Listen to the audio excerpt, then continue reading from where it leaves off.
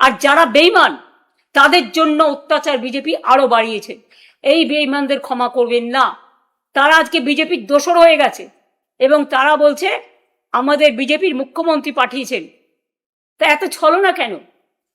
Direct যে কর্মীদের রক্ত নিয়ে, আমার দেয়া সিম্বল নিয়ে ইলেকশনে দাঁড়িয়েছেন, হয় তৃণমূল করুন আমাদের সাথে, আর তা না হলে বিজেপির কোলে গিয়ে মনে রাখবেন যতই দুলুন, দোলাও দোলাও দোলাও আমার হৃদয়ে হবে না।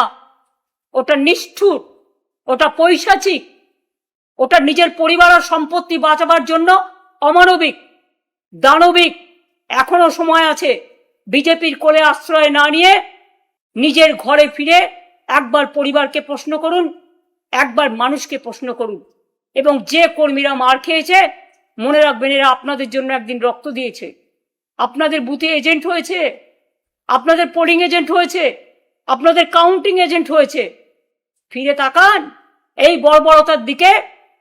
বেঈমানদের কথায় বেঈমানি করবেন না। সরাসরি বিজেপি করুন, আর তা নাহলে সরাসরি তৃণমূল করুন। মাঝ রাস্তায় থাকবেন না। মাঝ গঙ্গায় গেলে এপারও যাবে ওপারও যাবে। নদীর স্রোতকে কখনো আটকে রাখা যায় না। নদীর স্রোত বাধা পেলে অন্য পথ দিয়ে ঘুরে যায়। আমাদের এভাবে বাধা দিয়ে আপনারা আটকে রাখতে পারবেন না।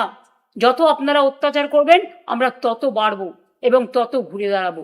শুধু মানুষকে বলবো আপনাদের আশীর্বাদ, আপনাদের দোয়া, আপনাদের সমর্থন থেকে যেন বঞ্চিত না হই।